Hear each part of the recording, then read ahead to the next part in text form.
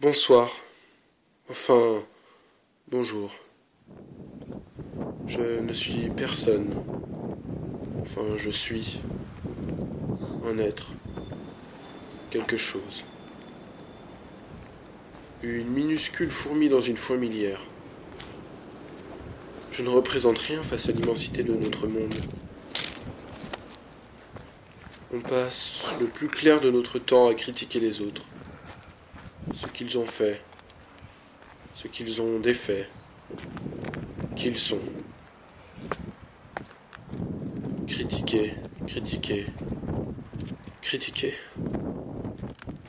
C'est en quelque sorte notre passe-temps favori. Eh bien moi, vous voyez, j'aime marcher, seul, et réfléchir, libéré de toute contrainte, de tout point de vue. Personne ne peut me juger. Je suis libre, libre d'autrui, de tout jugement. J'aime cette sensation. Nous sommes tous uniques. Alors pourquoi cherchons-nous le moindre défaut, la moindre faille chez une personne pour ensuite l'attaquer? Pourquoi ne pas nous enrichir de leurs différences?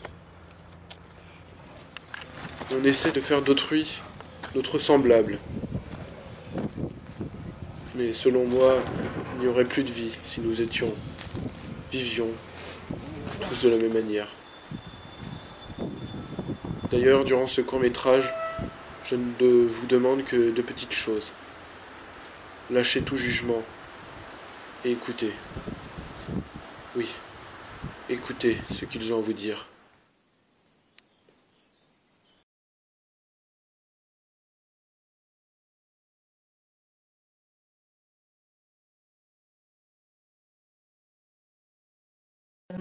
Je vais parler de deux formes de discrimination que je n'ai pas connues personnellement, mais je vais parler d'une amie que j'ai connue qui a subi ces discriminations. D'abord, quand elle était en 5e ou 4e, enfin, pendant les périodes du collège, elle était la seule fille assez originale et qui assumait son look. Quand elle avait cet âge-là, elle avait les cheveux teints en rose et elle avait un look assez différent des autres et ça a été une vraie source de discrimination pour plein de gens. Je vais prendre le quart, un quart scolaire qui vient me chercher. Un troisième, c'était le seul troisième du quart. Et disons que du coup, vu que c'était le seul troisième du quart, il faisait un peu salois, c'est-à-dire que j'ai voulu me rebeller. La petite cinquième qui se la ramène, lui, il n'a pas du tout apprécié. Tout le monde faisait ce qu'il disait, à part moi.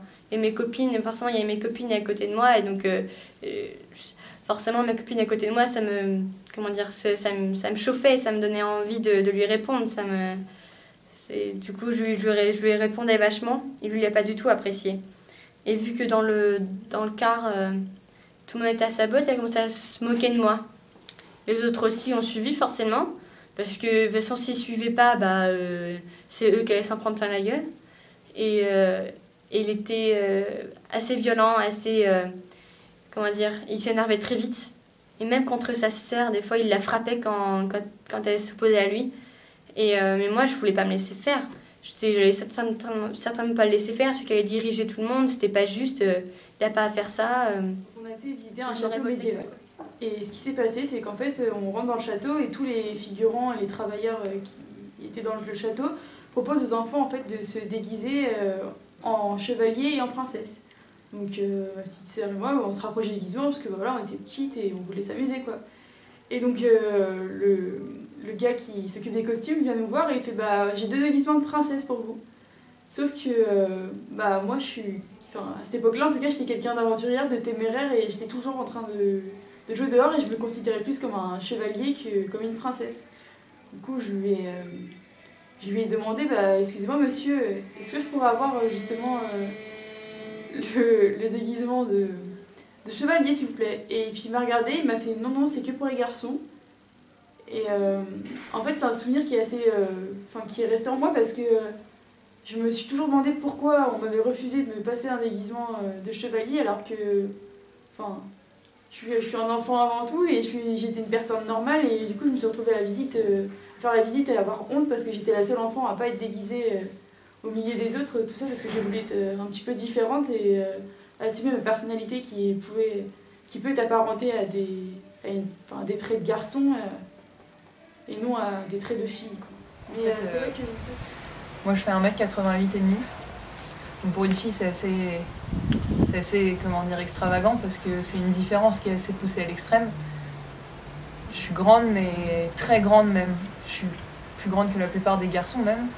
Et en fait ça m'a suivi toute ma vie parce que depuis toute petite j'ai toujours été grande, j'ai toujours dépassé les gens de plusieurs, d'une tête ou même de deux.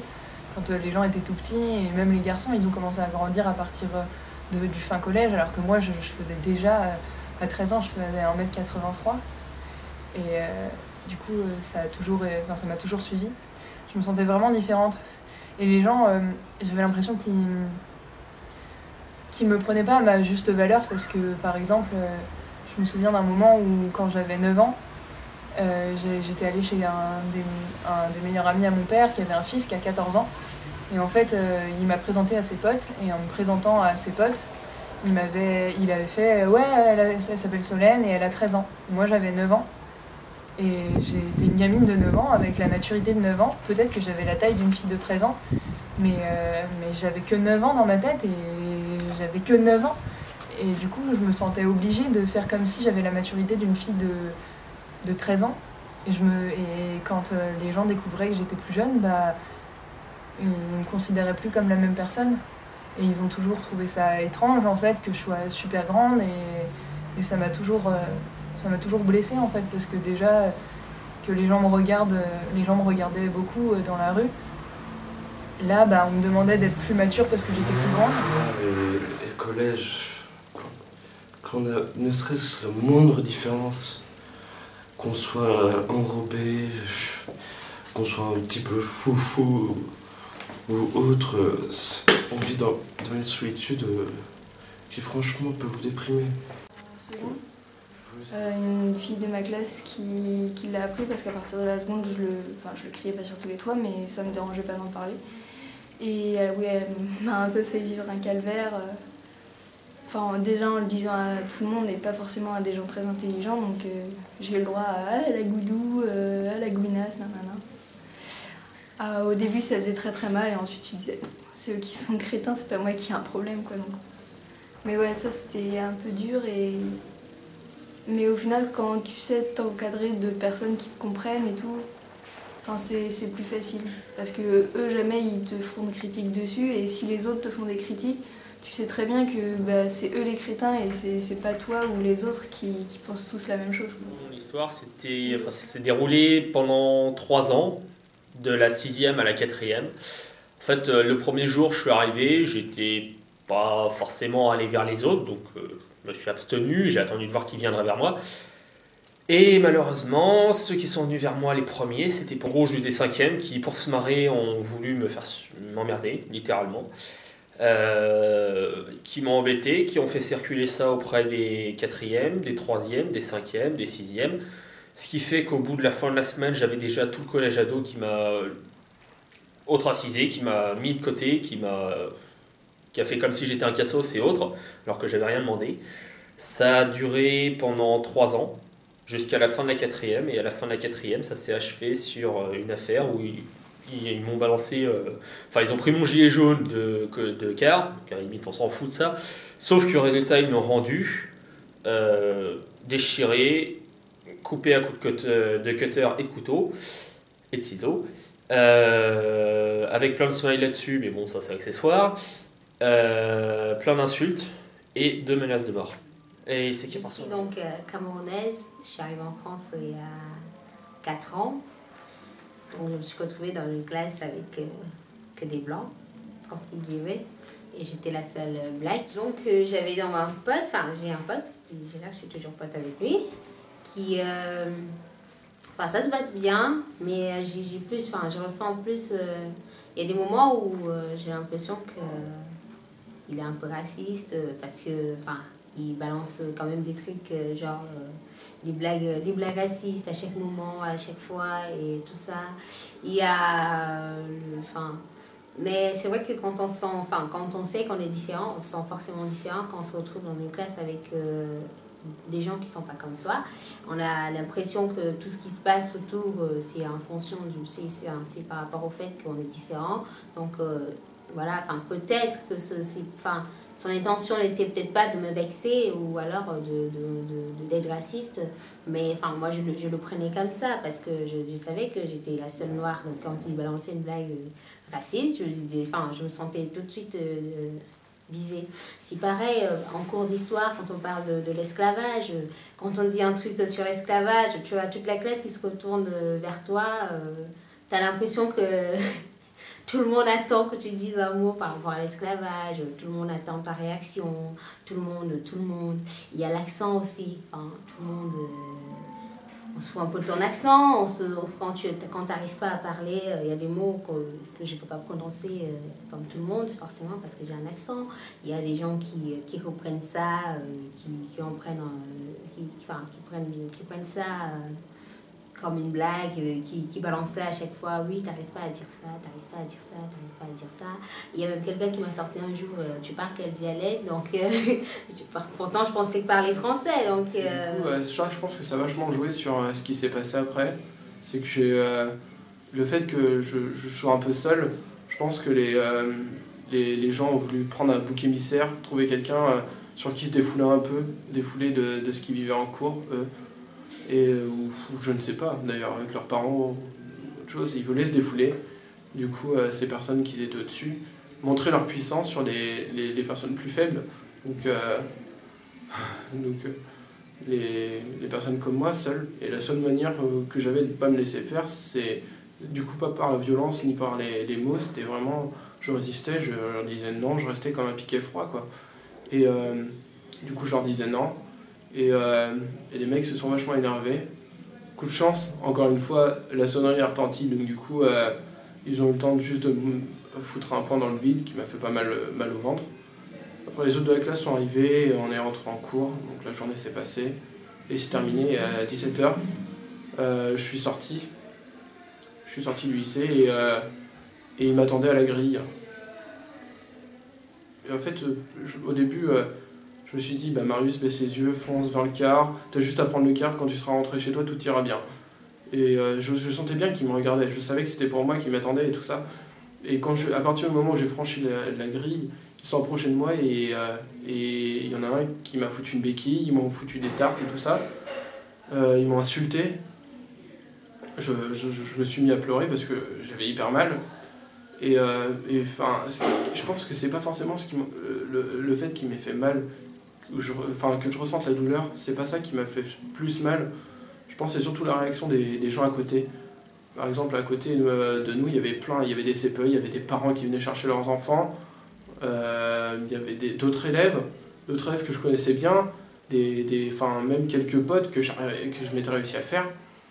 Et ce qui m'a déplu, c'est de voir toutes ces personnes-là qui réagissent pas, qui te regardent compatissants, mais qui vont tracer leur route et vont pas réagir. Ils disaient oui, un jour on fera un dictionnaire La Blonde et tout. Et moi je prenais pas ça au sérieux, mais un jour ils l'ont vraiment fait. C'est débile, mais bon, ils ont imprimé, ils se sont retrouvés pour faire un dictionnaire sur moi. Où ils ont mis par exemple hippopotame, Alena est grosse, ou pour chaque lettre de l'alphabet, ils essayaient de trouver un mot qui me correspondrait. Genre la conne, la salope, la grosse, l'hippopotame, que des trucs comme ça. Et aux dernières pages, ils ont fait signer ça à tout le monde. C'est-à-dire que c'est un petit collège, tout le monde se connaît. Et tout le monde a signé. Et pour moi, c'était humiliant de voir que dans l'enceinte du car, encore, il n'y avait pas beaucoup de monde. On était à peine, même pas 20. C'était vers une quinzaine, 17 peut-être, je sais pas, mais je me souviens plus trop. Mais dans le collège, que tout le monde sache ça, que tout le monde se moque de moi, c'était insupportable. C'était limite de l'harcèlement. Et moi, du coup, je voulais pas me laisser faire, j'allais pas les laisser gagner, c'était même pas la peine. Donc du coup, j'ai continué. À chaque fois qu'ils montaient dans le car, je me mettais au fond. Dès que je montais dans le car, je me mettais au fond. Lui, il arrivait, il me frappait, etc. Et il y a des jours où c'était pire.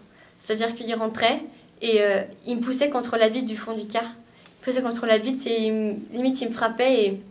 Et quand j'y pense, c'est vrai qu'à 12 ans, j'avais encore de petites filles. Pourtant, je n'étais pas très formée, on va dire. Je ressemblais encore à une petite fille, mais lui, il en profitait. Je ne me rendais pas compte sur le coup de ce qu'il faisait, mais il passait ses mains entre mes cuisses. Il essayait de mettre sa main où il fallait pas. Et moi, je me débattais et limite, je craignais, mais je n'arrive pas à me rendre compte. Mais la chauffeuse, elle réagissait même pas. Ensuite, c'est vrai que j'ai toujours été une enfant en dehors des stéréotypes de la société, c'est-à-dire que j'en ai toujours fait qu'à ma tête en fait. Et donc c'est très tôt que je me suis lancée dans le football, sport qui est dédié exclusivement aux garçons dans la tête de la société de nos jours en tout cas. Et du coup, quand je suis arrivée au milieu de ces garçons, donc j'avais 8 ans, première année de football, et je me suis retrouvée être la seule fille entourée de 50 garçons à tous les entraînements. J'ai l'impression d'être un petit monstre au début parce que tout le monde me regardait bizarrement. Je devais prouver 3 fois plus que j'avais ma place pour jouer au foot. Et donc au début, c'était un peu compliqué parce que tout le monde me regardait mal, je me sentais épiée tout le temps et tout.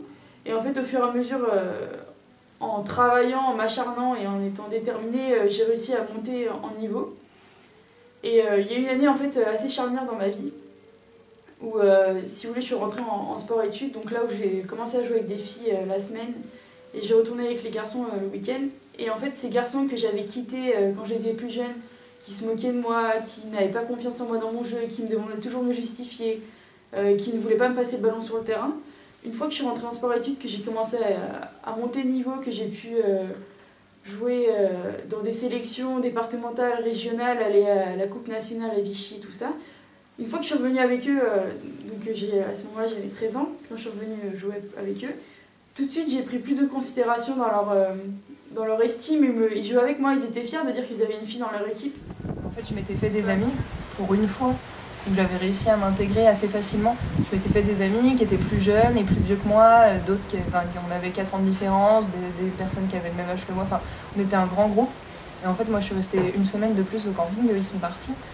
Et j'avais un peu plus confiance et je me suis dit bon bah les jeunes finalement ils sont pas...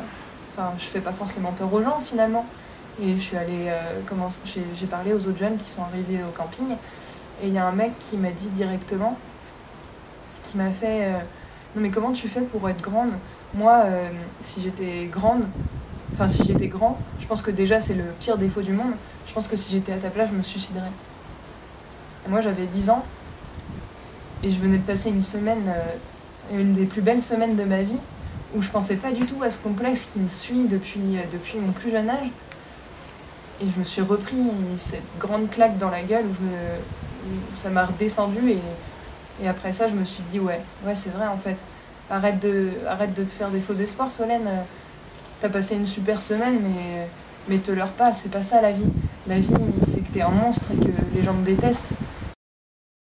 Au final on a tous envie d'être Ensuite, pas forcément d'être en couple. Et je devais prendre un car scolaire qui a me chercher. Et dans ce cas-là, il y avait hier un troisième, c'était le seul troisième du car. Et je me suis fait des amis j'étais le seul troisième du car. En fait, le premier jour, je suis arrivé. Personnellement, intérieurement, ça m'a transformé parce que avant d'arriver au collège, j'étais plutôt dans le style des gamins qui embêtent les autres gamins en primaire. Alors que quand je suis arrivé au collège, c'était moi qui me suis pris tout sur la gueule. C'est pas comme tu es et ça a toujours été comme ça et même maintenant ça me fait peur. Parce que je me rendais compte que t'as beau te faire frapper parce que tu es différent des autres, et ben si t'as rien qui va ressortir en retour, tu vas finir par continuellement à te faire frapper et t'es voué à ça en fait en quelque sorte. Et les gens ils ont pas assez de couilles pour vraiment, désolé pour le vocabulaire, mais pour réagir vraiment, ils ont pas assez de force pour le faire. Pour moi il n'y a pas de différence. Au final on a tous envie d'être avec quelqu'un, pas forcément d'être en couple, mais vivre avec des personnes, que la nature humaine n'est pas faite pour être seule. Mais c'est vrai qu'une autre partie de moi était un petit peu déçue parce que finalement on aurait dû m'accepter dès le début comme j'étais et comme un joueur de foot et pas une fille qui joue au foot. Il a fallu attendre quelques années que je fasse mes preuves pour pouvoir ensuite avoir leur estime et leur amitié, quoi. Alors je dis pas que dans ma classe il n'y a que des racistes, je dis juste que parce que je suis noire, dans une classe de blancs, je me sens visée par tout ce qui est dit qui concerne la différence. Voilà. Dès qu'il s'agit de me montrer moi, j'ai vraiment du mal. J'ai mis 3 ans avant de parler vraiment de ce complexe-là à mes meilleurs amis. Et dès qu'on m'en parlait, je pétais un câble, ou je pleurais, ou j'insultais les gens, j'étais méchante. Maintenant ça va mieux et je prends du recul, mais ça reste quand même difficile parce que j'ai toujours peur de mon corps et de ce que peuvent penser les gens.